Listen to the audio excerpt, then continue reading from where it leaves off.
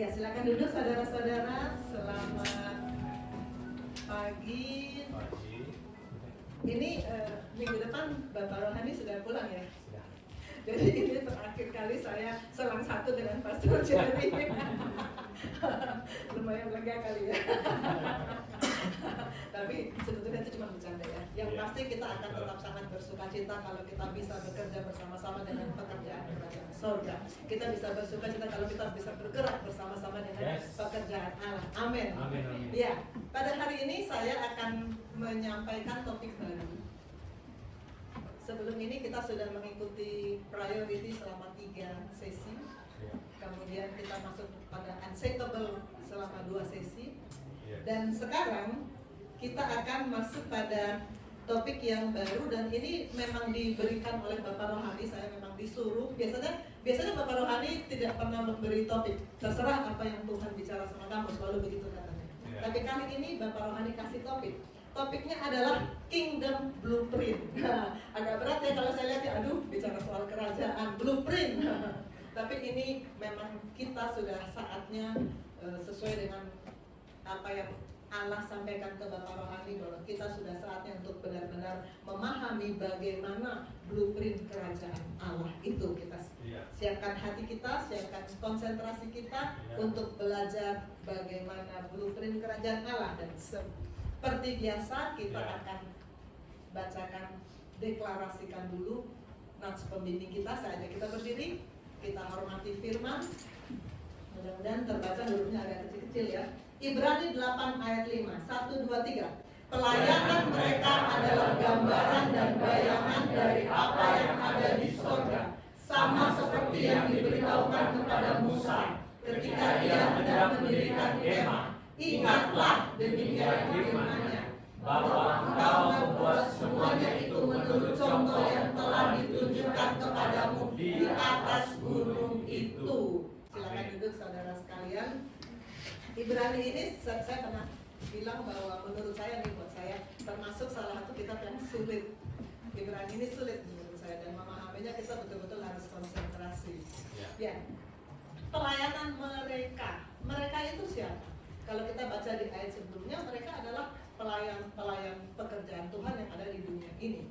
Maka mereka itu adalah kita. Pelayanan kita adalah gambaran dan bayangan dari apa yang ada di sorga. Pelayanan kita, jadi kalau sekarang kita melayani Tuhan, memuji Tuhan, bersorak-sorai untuk Tuhan, ada yang menari, ada yang menyanyi, ada yang main musik, itu semua pelayanan kita. Ini adalah gambaran atau bayangan dari apa yang terjadi di sorga. Apakah ini yang dimaksud pelayan ini adalah, oh itu berarti Pastor Jerry, Pastor Felix, PDM Elsia, pelayan. Kami kan jemaat biasa. Kita sudah belajar beberapa tahun terakhir ini dari Bapak Rohani menanamkan kepada kita pemahaman bahwa semua orang percaya punya 3 status: sebagai anak, sebagai murid, dan sebagai hamba. Kalau kita hamba, maka kita melayani Tuhan kita. Jadi yang namanya pelayan, semua kita melayani Tuhan, dan apa yang kita kerjakan dalam melayani Tuhan sebenarnya adalah gambaran dari apa yang ada di surga. 3 jam di sini kita melayani Tuhan, seperti kita membayangkan seperti inilah yang ada di surga.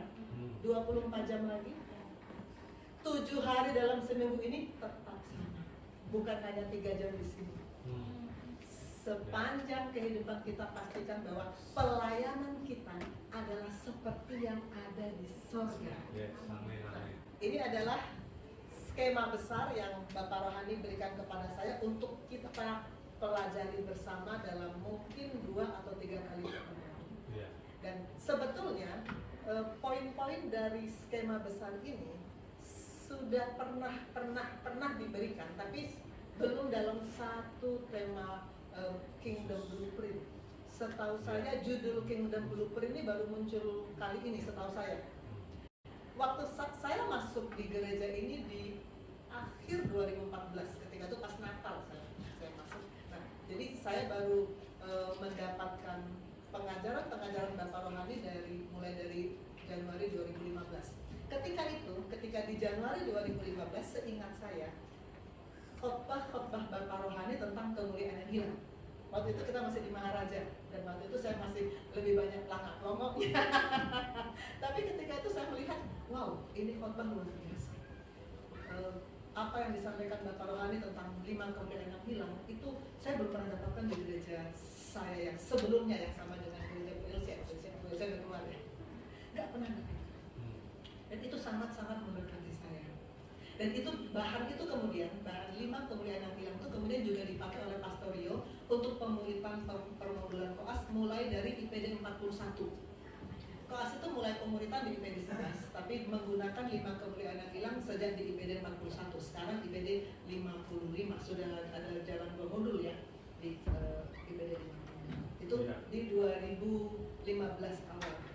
Di 2017 mulai ada pemuritan koas. Mulai dari IPD 11, jadi nggak dari IPD 1 pemuritan, dari IPD 11. Ketika itu saya ikut sebagai peserta, saya kan belum pernah ikut pemuritan juga. Dan salah satu bahan pemuritan yang saya sangat ingat Bapak Rohani sampaikan adalah agenda kerajaan Allah. Dan sekarang agenda kerajaan Allah ini masuk dalam bagian dari skema besar Kingdom Blueprint. Jadi dua poin ini sebetulnya sudah pernah disampaikan di 2015, 2017, dan sebenarnya penyelarasan juga sudah pernah disampaikan di 2019 penyelarasan. Tapi semuanya ini akan kita satukan dalam satu rangkaian Kingdom Blueprint. Blueprint, saya bukan insinyur, saya nggak ngerti apa itu blueprint. Saya buka Wikipedia. Blueprint cetak biru adalah kerangka kerja terperinci. Arsitek biasanya yang kerjain. Ada di sini arsitek? Saya tidak, rasanya nggak ada yang angkat tangan. Sebagai landasan dalam pembuatan kebijakan meliputi penetapan tujuan, menyusun strategi, pelaksanaan program, dan LL.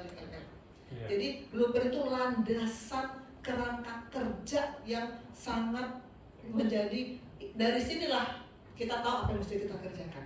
Dan kita akan mempelajari bersama Kingdom Blueprint, blueprint kerajaan Allah. Kita kembali pada ayat nats pembimbing kita. Pelayanan mereka adalah gambaran dan bayangan dari apa yang ada di surga, seperti yang diberitahukan kepada Musa ketika ia hendak mendirikan kemah.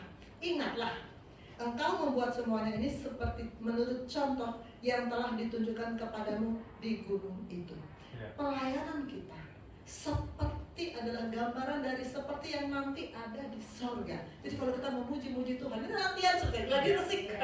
Nanti di surga kita memuji-muji Tuhan terus di gladi resiknya. Jadi kalau di sini gladi resiknya mulutnya memuji Tuhan, tangannya chatting-chatting. Aduh, apa kata malaikat, ayo langsung didiskualifikasi. Serius memuji Tuhan karena ini latihan untuk nanti kita di surga. Semua mau masuk surga kan? Amin. Pelayanan kita gambaran dari apa yang ada di surga. Jadi Tuhan mau, Allah mau apa yang ada di surga itu terjadi di sini. Amin. Apa yang ada di surga itu terjadi dalam kehidupan kita selama kita di dunia ini. Itu yang Tuhan mau. Makanya dalam doa Bapa kami, kalimat pertamanya adalah datanglah kerajaanmu, jadilah kehendakmu di bumi seperti di sorga. Tuhan maunya di bumi seperti di sorga. Tuhan maunya kalau di sorga iblis diusir, di bumi juga iblis diusir. Kalau di sorga sifat-sifat daging dimatikan, di bumi juga sifat-sifat daging dimatikan. Amin. Tuhan mau kehendaknya yang jadi, bukan kehendak kita. Amin. Tuhan maunya begitu. Nah, kerajaannya itu akan turun kalau nilai-nilai kerajaan Allah itu kita berlakukan. Ini sudah ini slide pastornya yang sudah berulang-ulang saya keluarkan selama kita bicara soal priority dan unshakable. Berulang-ulang ini keluar bahwa inilah nilai-nilai kerajaan Allah. Matius 5-7. Saya harap ini sudah kita bicarakan berminggu-minggu. Saya harap semua kita yang ada di sini sudah baca Matius 5-7. Inilah yang mesti kita jadikan kehidupan kita supaya kerajaan Allah turun di tempat kita bekerja, di marketplace tempat kita bekerja, di rumah sakit, di bank, di pendidikan, dimanapun kita bekerja, di situ nilai-nilai kerajaan Allah turun. Amin. Nah, datanglah kerajaanmu, jadilah kehendakmu di bumi seperti di surga. Kemarin saya di Poli, kemarin hari Jumat ya, saya dengan Trisia. Kebetulan saja Trisia memang lagi putarannya, bukan sengaja saya pilih, bukan. Ada pasien datang di Poliklinik. Ibu-ibu, namanya sama dengan nama salah seorang tokoh di Alkitab. Saya nggak sebut namanya dong, nggak boleh ya. Tapi namanya salah. Di sini juga ada beberapa koas saya yang namanya ada di Alkitab loh. Cuman kalau saya tanya belum tentu dia kenal sama tokoh itu. Namanya sama dengan ada di Alkitab. Terus dan saya sudah pernah, ibu ini sudah pernah saya rawat sebelumnya, sudah pernah saya kunjungi untuk pelayanan firman. Dan ketika itu saya sudah bisa menangkap model ibu ini seperti apa. Begitu saya datang ketika itu ya, waktu dia dirawat, saya datang untuk bawa koas, sampaikan firman. Respon pertama dia adalah, dokter saya ini anak pendeta. Anak pendeta berat loh, wow, berat ya anak pendeta. Tapi dari caranya ngomong, saya bisa membayangkan seperti apa ibu ini. Jadi waktu dia datang ke Poli, dia langsung curhat, mengumbar kemarahan dan kebencian pada seorang. Oh marah-marah terus, waduh aku benci banget sama itu. Dia sebut berat. Yang dia marah itu orang rumah sakit juga, salah seorang yang melayani dia sebelum ketemu saya. Terus saya bilang, ini ibu perlu ditolong. Datang saja dalam kepala saya firman. Jadi saya langsung bilang tutup pintu biar orang yang di luar tidak ikut bertobat. Tapi yang di luar dengar ikut bertobat lagi. Tutup pintu biar bisa konsentrasi saya ngomong. Lalu ternyata saya suruh baca Matius 5 ayat 44-45. Saya suruh Trisia baca. Tentang apa? Mengasihi musuh. Terus sesudah waktu Trisia bacakan ayat itu, saya bilang begini, ibu, firman berkata musuh aja harus ibu kasihi, apalagi orang yang ibu omongin ini, dia tuh kan nggak sengaja menyakiti hati ibu, musuh aja ibu harus kasihi. Terus dia kayak diam bingung. Terus saya langsung datang, saya kan tadi di meja dokter, saya datangi dia ke kursinya. Saya langsung ajak dia terima Yesus sebagai juru selamat, karena saya tahu kalau di dalam dia belum ada Tuhan Yesus, nggak bisa dia melakukan itu. Saya langsung sambil Trisia kan juga sedang belajar melayani pasien ya, jadi kita mesti hafal, bukan ya hafal lah, bagaimana doa untuk mengajak orang terima Yesus. Saya ucapkan kalimat demi kalimat, ibu itu ikuti, dan selesai itu dia meneteskan air mata. Dan saya bilang, ibu, sekarang di hati ibu ini ada Tuhan Yesus. Kalau saya datang ke rumah ibu diemin saya, nggak ngajak ngobrol, saya kesal dong, saya pergi. Tuhan Yesus dalam hati ibu harus ajak obrol ya tiap hari ya, harus baca firman tiap hari. Firman itu adalah Yesus sendiri. Ngobrol terus dengan Tuhan tiap hari. Nanti lama-lama, kalau ibu terus baca firman, lama-lama sifat ibu yang membenci itu hilang. Lama-lama sifat-sifat daging itu hilang, karena hanya firman yang bisa mematikan sifat-sifat daging itu. Itu yang terjadi di sorga. Di sorga iblis diusir, Lucifer diusir dari sorga. Di dunia kita pun harus, kalau kita lihat ada pasien, ada orang, kita lihat mengumbar kebencian, sebetulnya yang dia benci itu, yang menjadi musuhnya itu bukan orang yang menyakiti hatinya, bukan. Di balik itu ada iblis bekerja. Musuh yang sebenarnya itu adalah iblis. Karena itu kita harus lakukan seperti yang di sorga. Iblis diusir di sorga. Maka di dunia ini, di marketplace tempat kita kerja, kalau kita lihat ada orang yang diperalat oleh iblis, iblisnya kita juga harus usir. Amin. Itu yang Tuhan bilang, jadilah kehendakmu di bumi seperti di sorga. Di bumi seperti di sorga. Masalahnya, selain God's will, ada my will. Jadilah kehendakmu Tuhan, tapi itu God's will. Belum tentu sama dengan my will, malah seringkali bertentangan. God's will dan my will seringkali bertentangan. God's will bilang bangun baca Alkitab, my will bilang aduh masih ngantuk. God's will bilang ikut komsel, my will bilang aku mau jalan sama temanku. Bertentangan selalu God's will dengan my will. Tuhan bilang kita harus bisa bilang jadilah kehendakmu, bukan kehendakku. Ini satu lagu pendek, ada lagunya panjang, tapi kalimat ini yang saya pernah cerita ke Pastor Jerry waktu acara Pastor Leo ya, yang di Kedoya itu ya, waktu dinyanyikan sama Yehu ya, Bang Yehu ya. Buat saya menangis. Jangan kehendakku Bapa, kehendakmu jadilah. Pastor Felix, saya mau minta dengan suaranya, mari maju, mari nyanyikan lagu ini biar kita dengar bersama suaranya yang indah gitu. Saya kangen dengan suaranya. Boleh pakai mic, boleh ada mic dari yang pas part ini ya? Yang ini ya? Ya, itu aja. Jangan kehendakku. Jangan kehendakku Bapa, kehendakmu jadilah. Kalau kita menyanyikan lagu ini, mungkin saja kita nyanyi lagu ini karena syairnya tertulis seperti itu. Karena syairnya kayak begitu kita nyanyikan. Tapi saya mau ngajak kita sekarang ini. Siapa yang mau ngomong ini sama Tuhan? Memang dari hati kita mau bilang sama Tuhan, Tuhan, ada God's will, ada my will.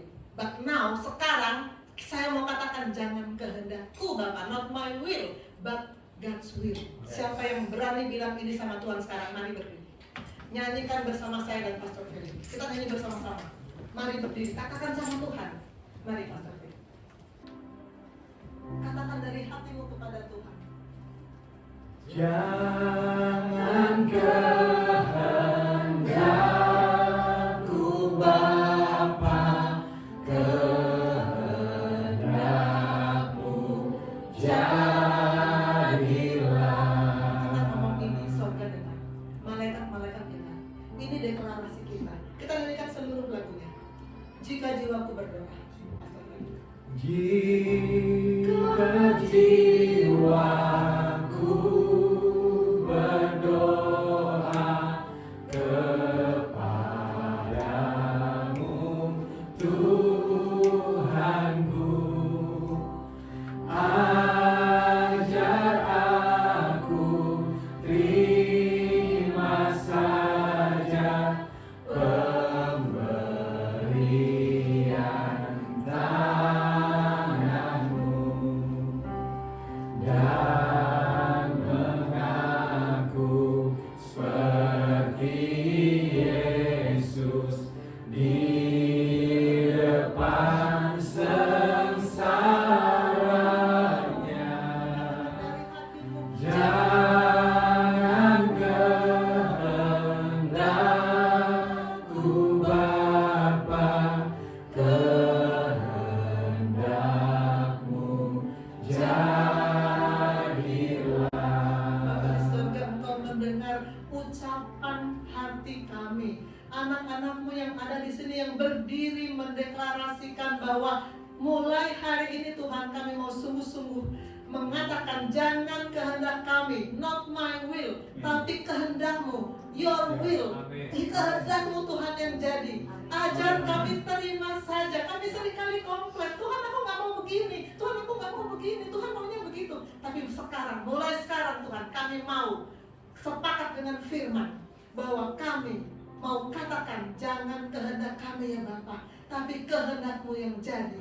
Tolong kami Tuhan untuk bisa menjaga deklarasi ini, menjaga komitmen ini, menjaga janji kami di hadapan-Mu ini. Bukan kehendak kami tapi kehendak-Mu.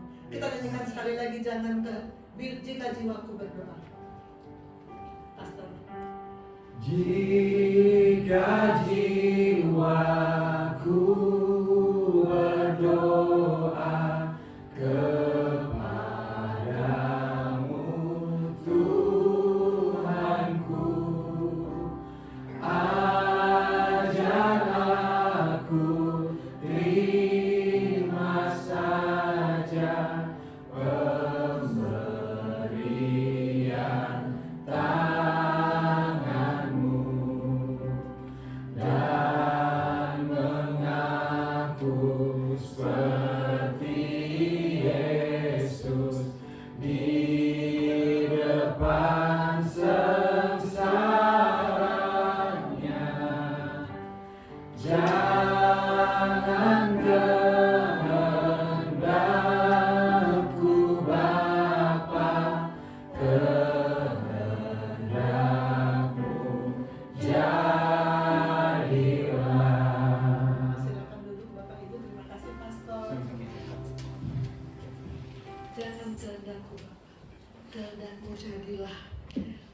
my will harus kita selaraskan dengan God's will. Free will kita harus kita arahkan pada God's will. Baru kerajaan Allah bisa datang. Kerajaan Allah datang bila kita membawa nilai-nilai kerajaan. Dan itu hanya bisa terjadi kalau ada penyelarasan antara my will dan God's will. Amin. Kita kembali ke Ibrani 8 ayat 5. Pelayanan mereka adalah gambaran dan bayangan dari apa yang ada di surga. Sama seperti yang diberitahukan kepada Musa ketika ia hendak mendirikan kemah. Kapan itu terjadi? Kalau kita membayangkan kapan Musa bikin kemah, pasti ketika sedang membawa orang Israel yang bandel-bandel itu dari Mesir ke Kanaan. Dan itu ada di Keluaran 25 ayat 8 dan 9. Dan mereka harus membuat tempat kudus bagiku, supaya aku akan diam di tengah-tengah mereka, menurut segala apa yang kutunjukkan kepadamu sebagai contoh kemah suci dan sebagai contoh segala perabotannya. Demikian harus kamu membuatnya. Aku akan diam di tengah-tengah mereka, kata Tuhan. Diam itu bukan keluar masuk ya. Diam itu diam. Makanya saya selalu kalau ada murid atau siapapun yang saya layani, saya tanya, sudah pernah terima Yesus? Oh sering dokter, tiap hari Minggu, tiap KKR, berkali-kali. Saya bilang, Tuhan itu diam, gak keluar masuk. Kita undang masuk sekali saja. Terima Yesus sekali saja, dia akan diam. Tapi ada syaratnya, dia diam di tengah-tengah mereka kalau kita hidup kudus. Mereka harus membuat tempat kudus bagiku. Harus kudus karena Allah tidak bisa bersekutu dengan dosa. Kita harus dikuduskan, kita harus dibenarkan, kita harus diselaraskan. Nanti kita akan lihat bagaimana itu terjadi. Baru aku diam di tengah-tengah mereka. Kita kan seringkali berkata, di dalam hatiku ada Tuhan. Seringkali kita bilang begitu kan? Into my heart. Itu lagu sekolah minggu bukan itu? Lagu sekolah minggu bukan? Lagu KKR. Into my heart. Into my heart. Come into my heart. Lord Jesus. Come today. Come into stay. Come into stay. Come into my heart, Lord Jesus. My heart, Lord Jesus. Sekali lagi kita ulangi dengan sungguh-sungguh hati kita katakan. Into my heart. Into my heart. Come into my heart, Lord Jesus. Come into day. Come into stay. Come into my heart, Lord Jesus.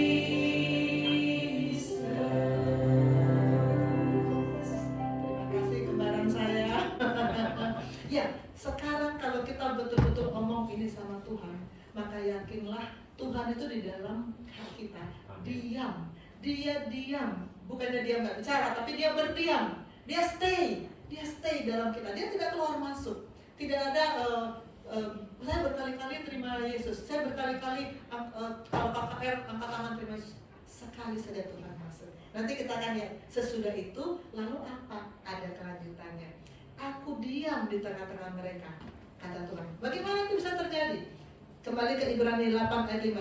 Ingatlah, engkau membuat semuanya itu menurut contoh yang telah ditunjukkan kepadamu di atas gunung itu. Tuhan akan diam kalau sesuai contoh.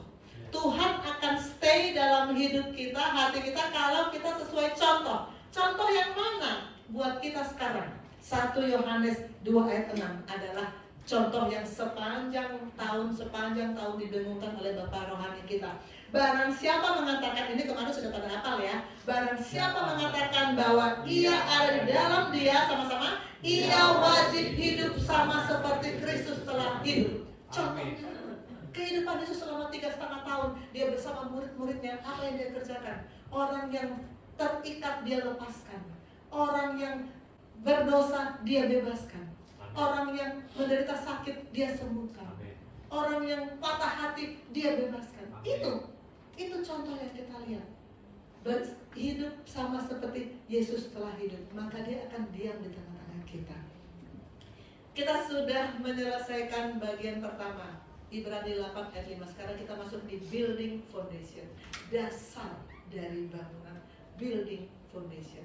Kalau kita lihat bangunan yang megah, rumah sakit tempat saya bekerja ada 5 tower, 2 tower 16 lantai, 3 tower 8 lantai. Wow, megah. Bangunan yang ini juga tentu saja megah loh. Ini lebih keren sih dari tempat saya kerja. Ini juga bangunan yang megah. Ini juga bangunan yang megah. Kemegahan bangunan ini sangat ditentukan oleh fondasinya. Fondasi yang kita lihat itu superstructure, itu yang kita lihat. Tapi di bawahnya, itu ada fondasi yang luar biasa, ada substructure, ada footing. Di sini nggak ada arsitek ya. Ini saya cuma baca, ini bukan ilmu saya. Ada fondasi yang dibuat dengan serius. Kalau fondasi ini tidak benar, maka kita bisa lihat di bawahnya nggak benar, di atasnya akan mengalami seperti ini. Bangunan bisa roboh kalau dasarnya nggak kuat.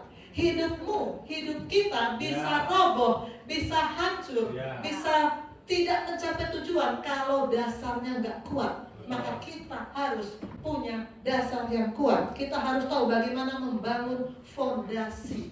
Seorang yang bidangnya yang insinyur tentu tahu banget bagaimana mereka sungguh-sungguh harus menghitung bahan apa, besarnya bagaimana, tebalnya bagaimana untuk bikin fondasi supaya yang dibangun itu kuat. Begitu juga kehidupan kita.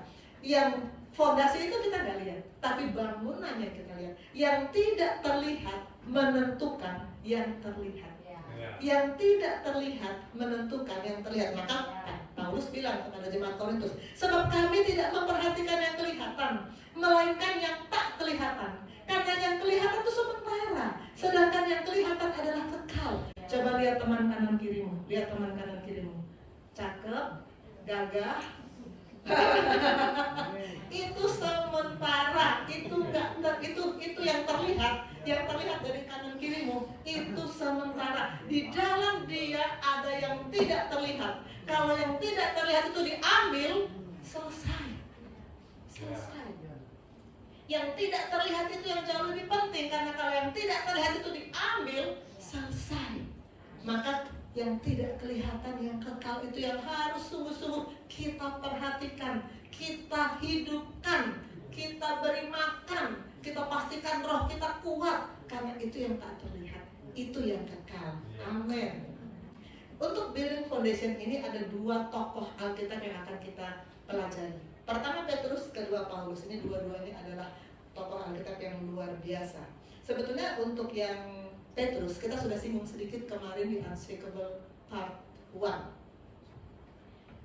Dari Matius 16, 13-19 kita baca bersama-sama bersaut-sautan ya, biar nggak ngantuk. Saya akan yang ganjil, Bapak Ibu Saudara yang genap. Setelah Yesus tiba di daerah Kaisarea Filipi, dia bertanya kepada murid-muridnya, kata orang, siapakah anak manusia itu? Jawab mereka, ada yang mengatakan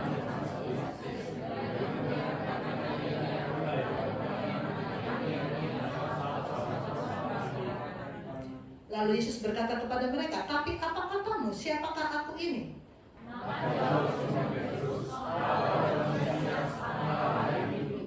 Ketika Petrus bisa berkata, engkau Mesias, maka Tuhan bilang, itu yang menyingkapkan kepadamu, yang ngasih tahu kepadamu itu bukan manusia. Itu Bapa di surga langsung menyingkapkan kepadamu. Maka Tuhan Yesus bilang, engkau adalah Petrus. Di atas batu karang ini aku akan mendirikan jemaatku. Kita sudah bahas ya batu karang itu siapa ya.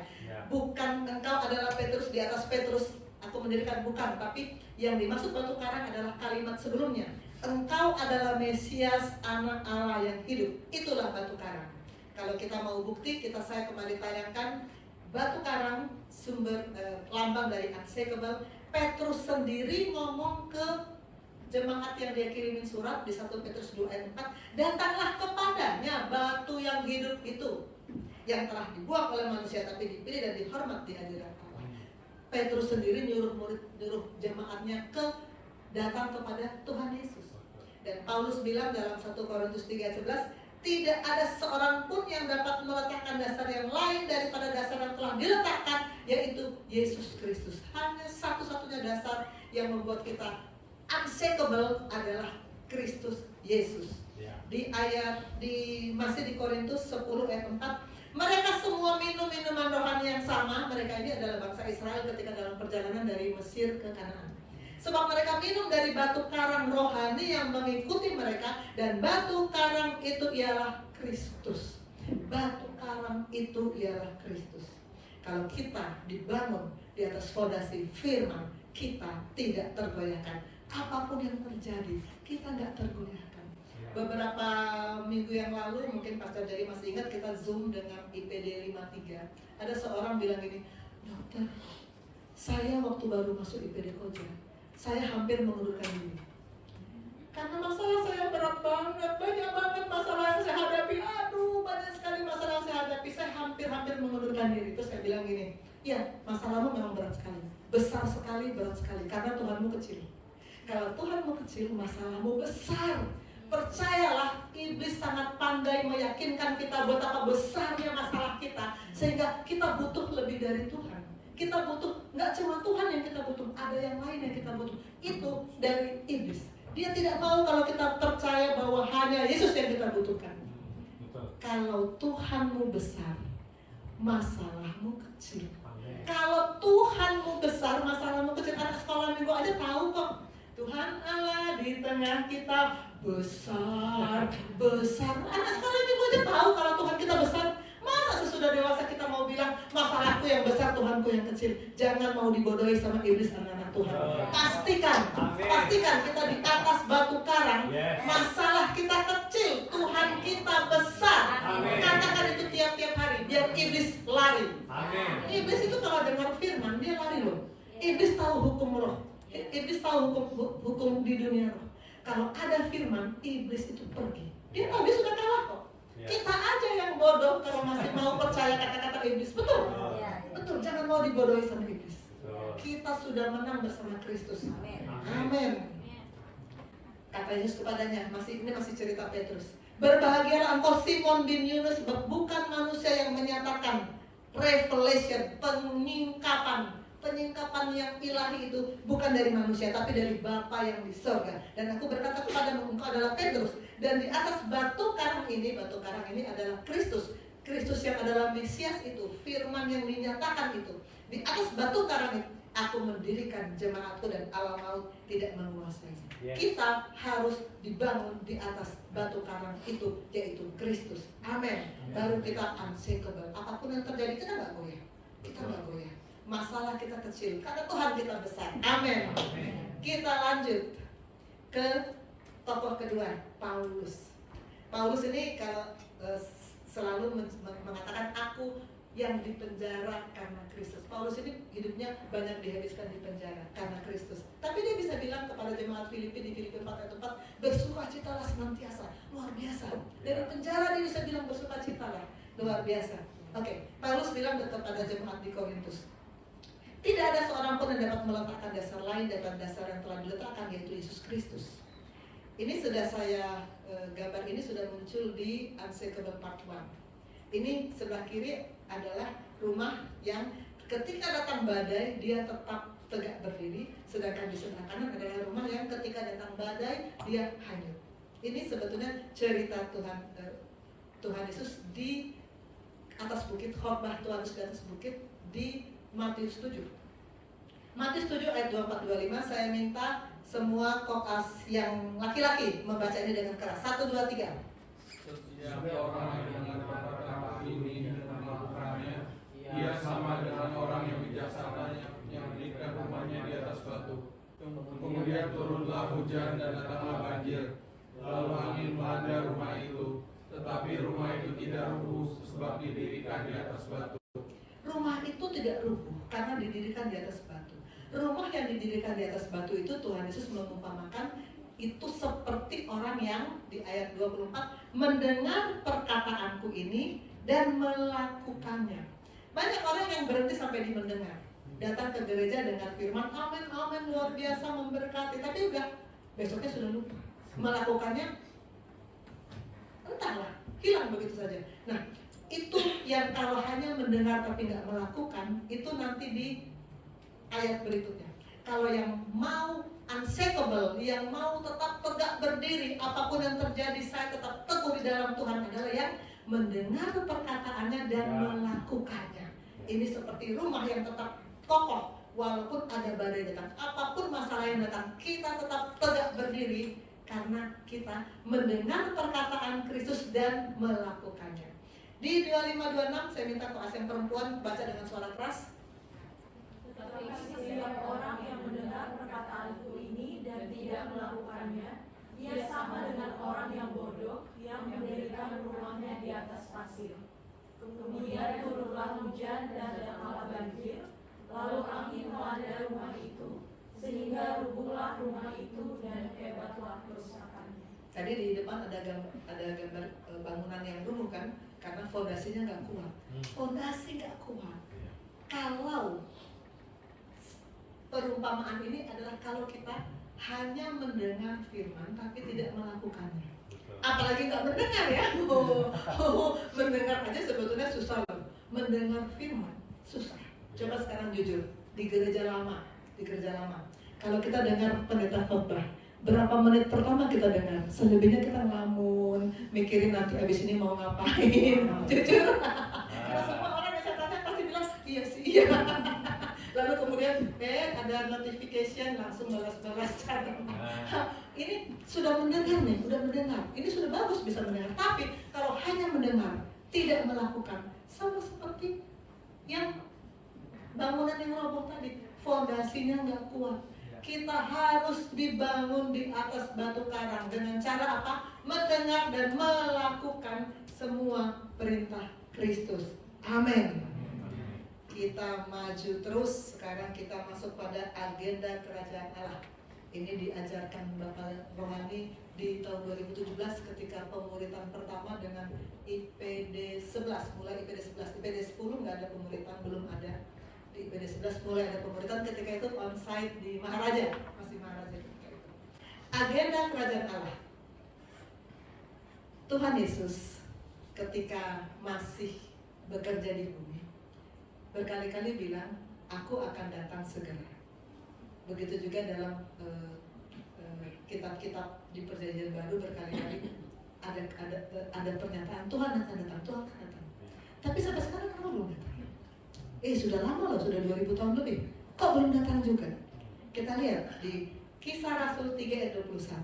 Kristus itu harus tinggal di sorga sampai waktu pemulihan segala sesuatu, seperti yang difirmankan Allah dengan perantaraan nabi-nabinya yang kudus di zaman dahulu. Kristus ditahan di sorga. Kristus itu sangat dihormati di sorga karena dia sudah mau mati menggantikan kita semua supaya kita bisa diselamatkan. Tuhan Yesus itu sangat dihormati di sorga. Maka ditahan dulu, jangan turun dulu. Harus dibereskan dulu. Tahta Allah yang di dunia ini. Harus dibereskan dulu. Harus ada pemulihan dulu. Harus ada yang Tuhan mau dibereskan dulu supaya nanti kalau Tuhan Yesus datang kita sudah siap. Ini adalah agenda kerajaan Allah. Kita lihat di tahun 0 sampai 400 ini disebut Alpha Church. 1500 disebut masa reform. 1600 disebut masa Injili. 1700 pietis. 1800 kesembuhan ilahi. 1900 Pentakosta. 1950 dan 1950 sama ini penginjilan dan kelimpahan. 1960 mulai ada karismatik. 1970 masa imam. 1980 masa profet. 1990 masa apostolik. 2000 Omega Church. 2010 masa penuai harvest. Nah, kita sekarang ada di 2020 ke sini. Sudah sedikit lagi. Sudah mau ketemu lingkarannya. Sudah mau ketemu. Lingkarannya sudah mau ketemu. Tinggal berapa tahun lagi? Agenda kerajaan Allah sudah mau selesai. Bapak Rohani mengatakan ini injury time. Saya kan bukan pemain bola, Pastor Jerry yang tahu ini. Apa sih injury time? Sampai saya buka Google biar tahu injury time itu apa. Ternyata injury time itu adalah waktu tambahan yang diberikan wasit. Kita sekarang sedang ada di waktu tambahan. Ini injury time. Tuhan sudah mau datang, tapi ini sedang ada waktu tambahan. Kenapa? Karena Tuhan tidak lalai menepati janjinya. 2 Petrus 3 ayat 9. Sekalipun ada orang yang menganggapnya sebagai kelalaian, tapi ia sabar terhadap kamu, karena ia menghendaki supaya jangan ada yang binasa, melainkan supaya semua orang berbalik dan bertobat. Allah masih memberi kesempatan kalau bisa sebanyak-banyaknya orang bertobat. Karena itu kita ikut mempercepat injury time ini selesai dengan memperbanyak menyampaikan Injil supaya secepatnya semua orang mendengar Injil. Soal mau bertobat atau enggak itu free will. Tapi kalau mereka sudah dengar, tugas kita sudah selesai.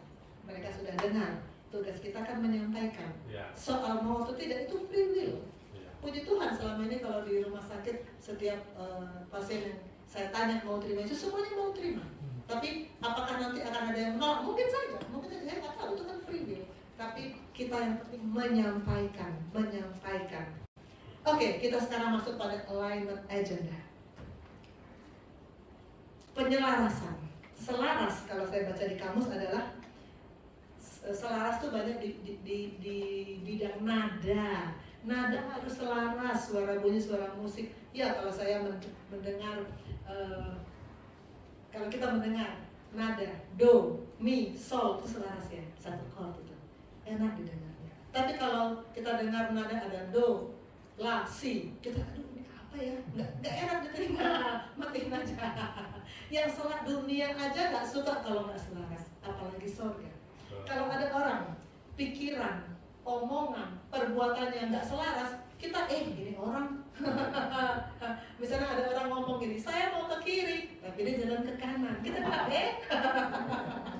dunia aja nggak suka kalau orang nggak selaras, apalagi sorga. Harus ada penyelarasan.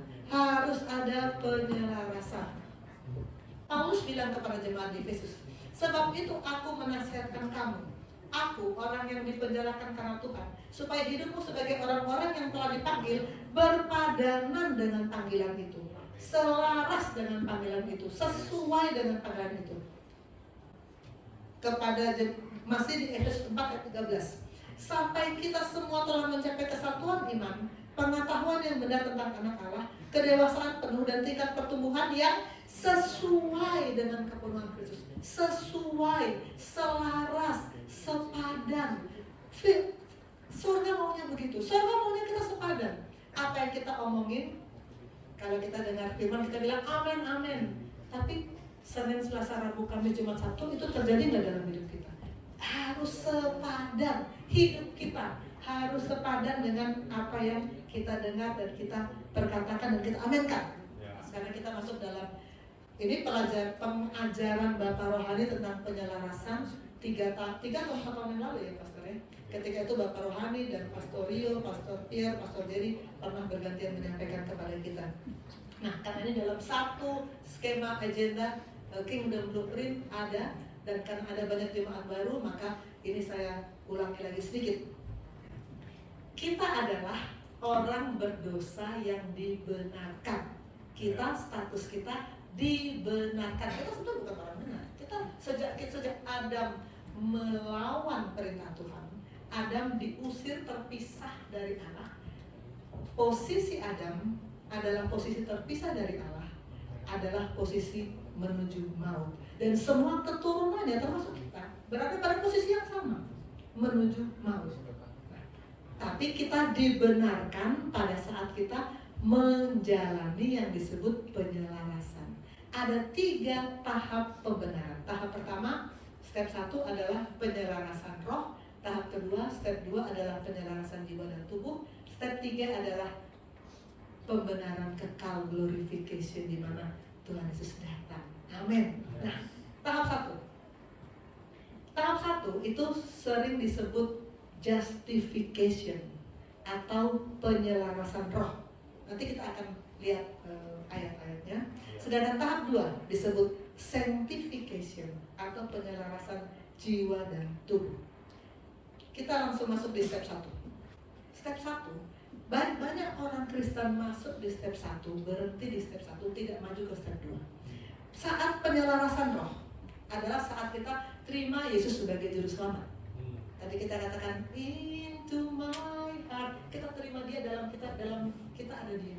Pasien yang tadi saya ajak terima Yesus, di dalam ibu ada Yesus. Nah, saat di dalam kita ada Yesus, saat itulah roh kita selaras dengan roh Allah. Itulah penyelarasan roh. Kita yang tadinya dalam perjalanan menuju maut kekal berpindah posisi masuk pada kerajaan Allah, dan kita akan menuju kebersamaan bersama Bapa di sorga. Itulah penyelarasan roh, itulah justification. Tahap 1 ini kita dibenarkan, pembenaran kita bersifat pasif. Kenapa pasif? Karena yang aktif bekerja di sini adalah Allah Bapa, Allah Anak, Allah Roh Kudus. Dalam Roma 5 ayat 1 dikatakan, sebab itu kita yang dibenarkan karena iman, kita hidup dalam damai sejahtera dengan Allah oleh karena Tuhan kita Yesus Kristus. Karena Tuhan Yesus mau mati menggantikan kita, menggantikan semua manusia dari awal penciptaan sampai akhir zaman. Semua manusia yang seharusnya dihukum, hukumannya dialihkan pada satu pribadi yang bernama Yesus. Maka kita bisa masuk pada justification, pindah posisi. Roh kita menjadi satu kubu dengan Allah Bapa. Efesus 2:8. Sebab karena kasih karunia kamu diselamatkan oleh iman. Itu bukan hasil usahamu, tapi pemberian Allah. Kita bisa diselamatkan hanya karena kita ngomong, Tuhan, aku buka pintu hati, aku terima Engkau sebagai juru selamat dan Tuhanku. Itu sesuatu yang mudah, bukan? Tetapi yang kerja tidak mudah adalah Kristus. Dia datang, dia bekerja selama 3,5 tahun, dia menderita sengsara, dia mati dikuburkan, dia bangkit. Karena itu kita menerima pembenaran secara pasif, hanya ngomong terima Yesus. Tapi yang bekerja adalah Kristus. Kita hanya berdoa, terima dia sebagai Tuhan dan Juru Selamat. Itu tahap 1. Kalau saya pelayanan pribadi dengan murid ataupun dengan sesama dokter, seringkali kalau saya tanya apakah sudah terima Yesus, jawabnya sudah. Ketika saya dibaptis dokter, atau ketika saya CD dokter, ketika saya CD memang dibimbing kata-katanya terima Yesus. Oh baik, berarti sudah terima Yesus.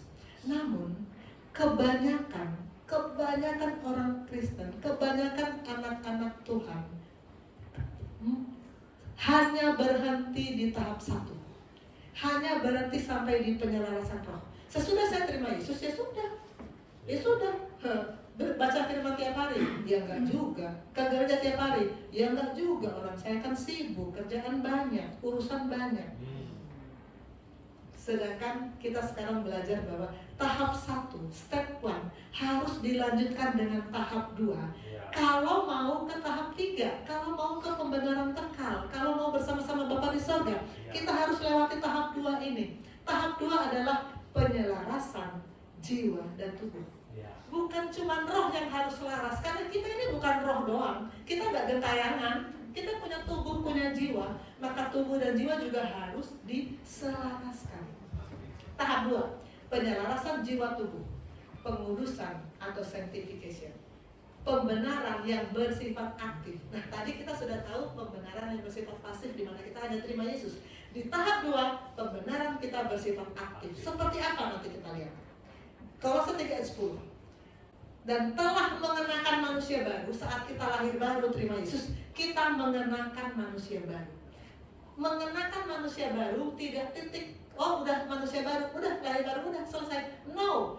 Yang terus-menerus diperbaharui. Ada kata terus-menerus diperbaharui. Untuk benar akan Khalidnya. Terus menerus diperbaharui, inilah yang sering saya gambarkan sebagai pernafasan rohani.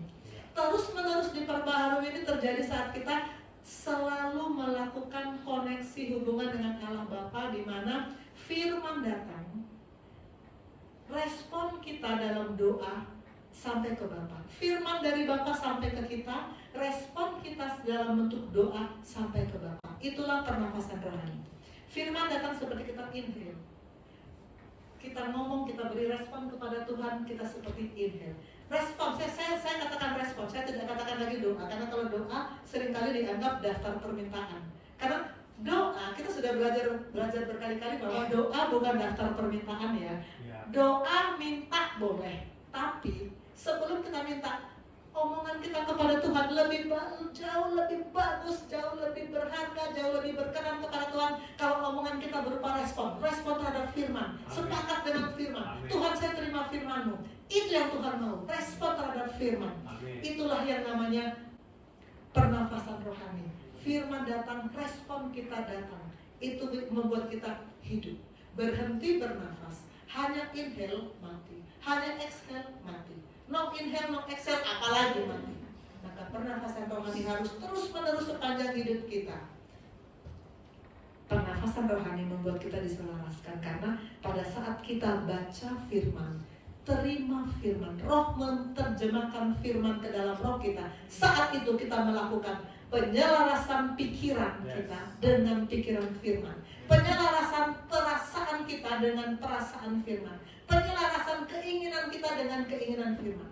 Ibu yang tadi saya layani di poliklinik bilang, dia marah, dia kesal sama orang yang menyakiti hatinya. Saya bilang, ibu punya perasaan marah, tapi firman bilang apa? Firman bilang apa? Kasihilah musuhmu. Ibu sekarang harus menyelaraskan hati ibu yang mau marah, perasaan ibu yang mau marah, selaraskan dengan firman, menjadi mengasihi musuh.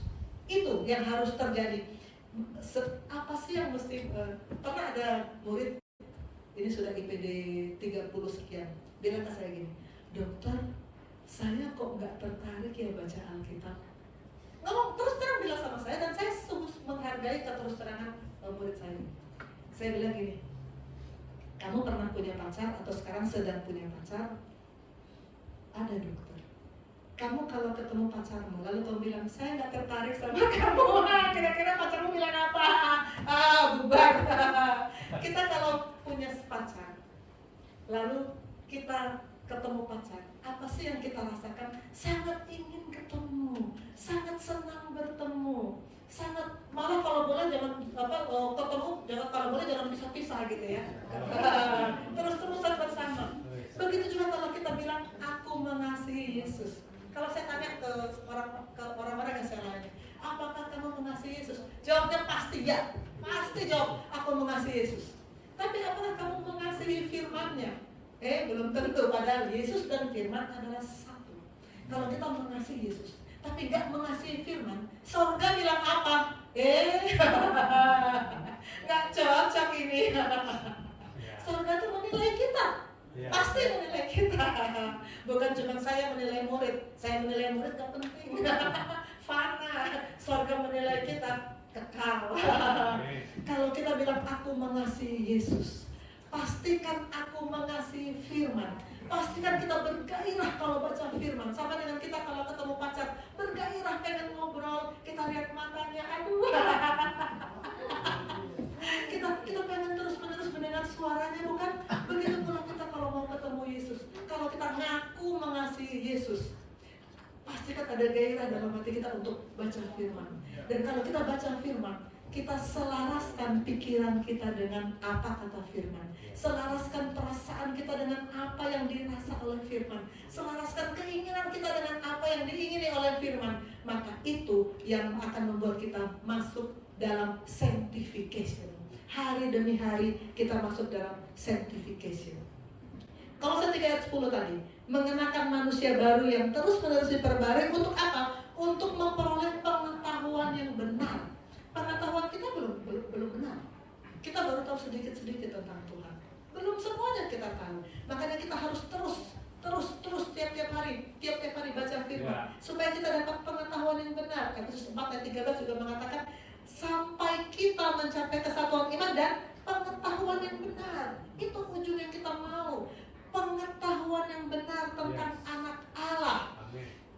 kedewasaan penuh, bukan bayi rohani. Ya. Jangan berhenti di bayi rohani. Lahir baru, ya. Terima Yesus, ya. Tapi itu masih bayi rohani. Harus tiap hari bertumbuh, dapat firman tiap hari supaya menjadi dewasa rohani. Karena bayi terus menerus, bayi kalau terus menerus 10 tahun masih bayi, 20 tahun masih bayi, keluarganya aduh berkabung, aduh cerebral palsy, mental retarded, ya kan? Aduh keluarganya jadi beban. Anak harus bertumbuh, harus dewasa penuh. Dan akhirnya anak kalau sudah dewasa menjadi tangan kanan Bapa, menjadi tulang punggung kerajaan Allah. Itu yang Tuhan mau, sesuai dengan tingkat kepenuhan Kristus. Amin. Amin. Tadi kita bicara Kolose 3 ayat 10. Satu lagi ayat yang sangat menolong saya untuk memahami sanctification adalah Filipi 2 ayat 12. Hai saudara-saudara yang kekasih, kamu senantiasa taat. Karena itu, tetaplah kerjakan keselamatanmu dengan takut dan gentar. Tetaplah kerjakan keselamatanmu. Waktu saya masih mahasiswa, saya pernah ada KTB. KTB itu kayak komsel sekarang, dulu namanya KTB zaman saya. Di zaman Bu Elsia, KTB juga, Bu Elsia di sebelahnya. KTB juga bukan. Kelompok tumbuh bersama namanya dulu. Sama ya, betul ya. Ketika saya nanya sama kakak rohani saya nggak ngerti ayat ini artinya apa sih. Kata rohani saya jelaskan panjang lebar, mana ngono. Selesai dia ngomong, saya tetap ngerti, tetap nggak ngerti saya. Tapi sekarang saya mengerti. Tetaplah kerjakan keselamatan. Artinya apa? Tadi di tahap 1 yang mengerjakan keselamatan kita adalah Yesus.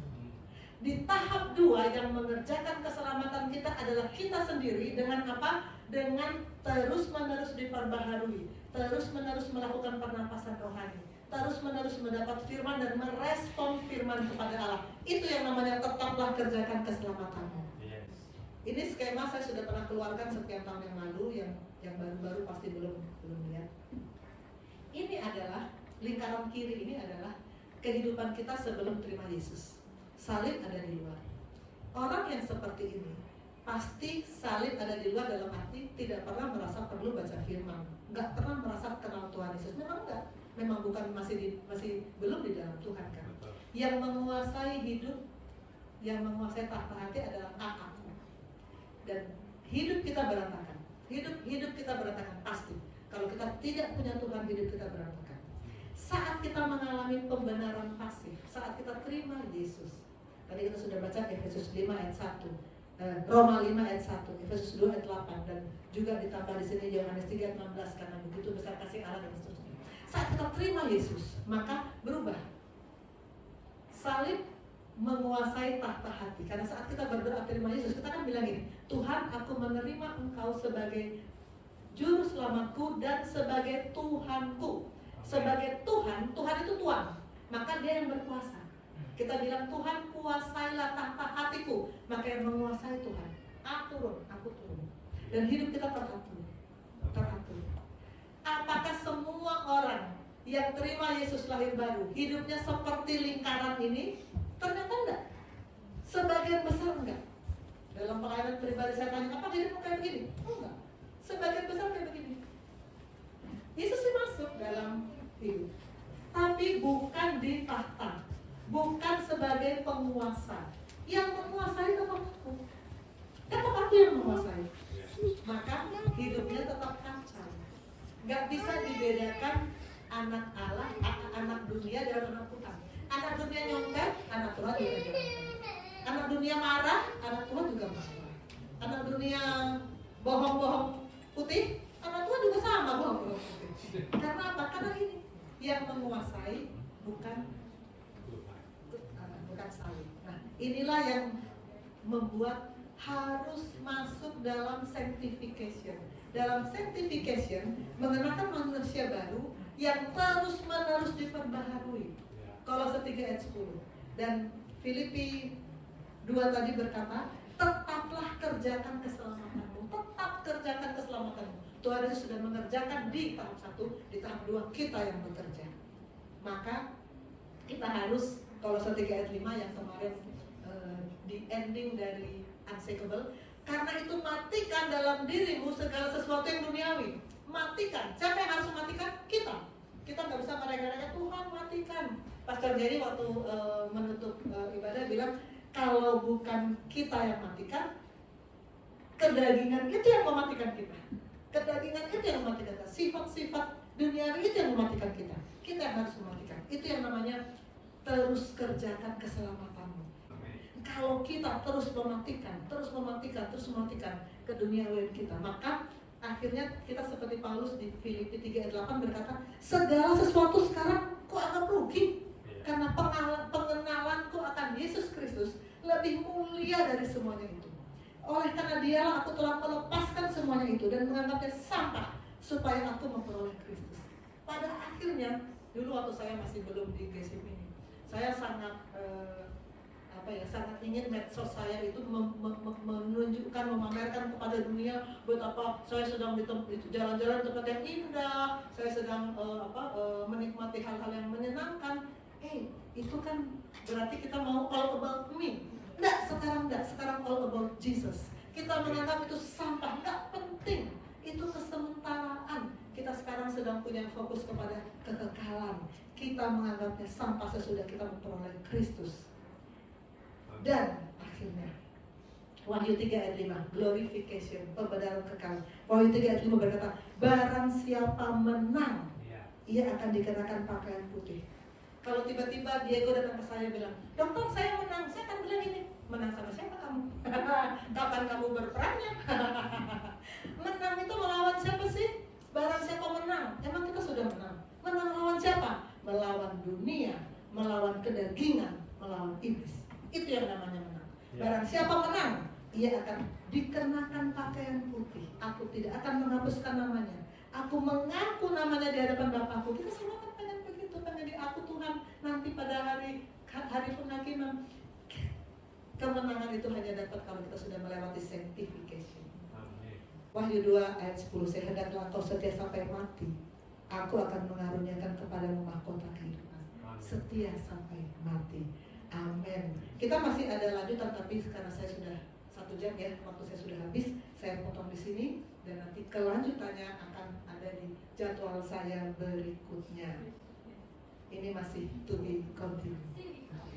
Mari kita masuk dalam doa. Bapa di surga, firman-Mu sudah disampaikan, kebenaran-Mu sudah disampaikan. Aku percaya firman tidak akan kembali dengan sia-sia.